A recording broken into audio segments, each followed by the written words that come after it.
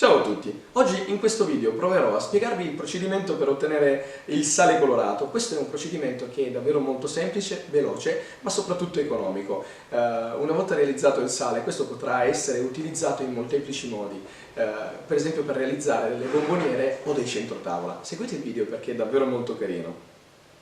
L'attrezzatura che occorrerà per realizzare il sale colorato sarà poco e semplice e sarà facilmente reperibile in qualsiasi cucina. Infatti si tratta semplicemente di un contenitore, io in questo caso ho scelto un piatto in ceramica, e di una grattugia.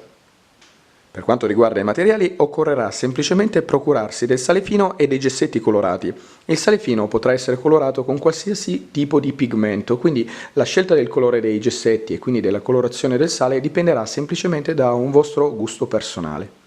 Iniziamo con la lavorazione vera e propria. Prendiamo la grattugia, prendiamo un gessetto e iniziamo a grattugiarlo. Così, semplicemente come se stessimo grattugiando del formaggio, niente di più.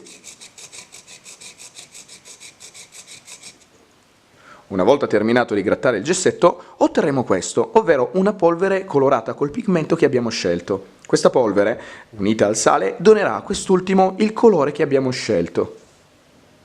Adesso possiamo prendere il sale, metterlo insieme al pigmento, in questa maniera, ok? E iniziare a miscelare, semplicemente con le dita. Misceliamo. Abbiamo così ottenuto il sale colorato. Come avete potuto notare è stato davvero veloce e facile realizzarlo. Questa operazione la potrete ripetere per tutte le colorazioni che vorrete dare al sale. Vi do un piccolo consiglio: se volete velocizzare l'operazione nel quale si miscela la polvere di gesso e il sale, potrete mettere il sale e la polvere di gesso all'interno di un recipiente alto, un bicchiere per esempio, poi prendere un cucchiaio e miscelare. Io in questo caso ho già miscelato, perché è il gesso che abbiamo preparato prima.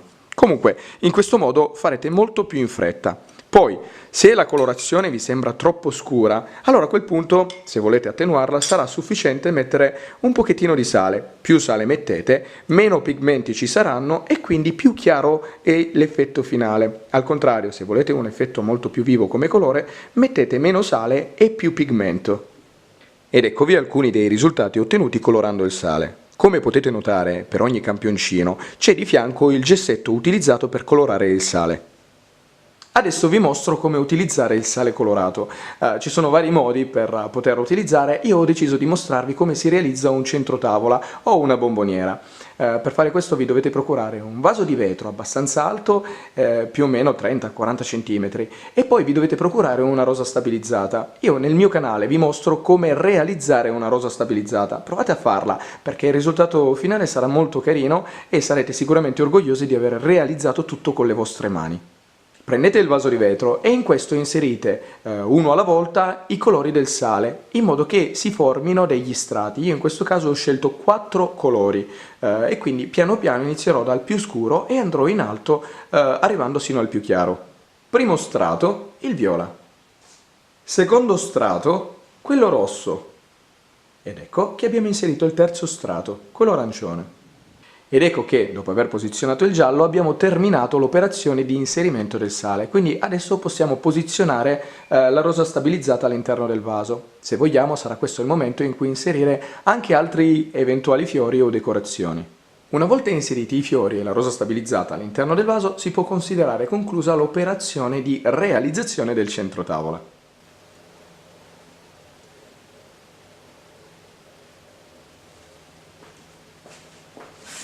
E con questo il video si conclude. Spero che vi sia piaciuto e che sia stato utile per imparare qualcosa di nuovo e di divertente. Se vi è piaciuto, mi raccomando, lasciate un commento, mettete un mi piace, ma soprattutto iscrivetevi al canale e dategli anche un'occhiata. Detto questo, vi saluto e vi aspetto al prossimo video.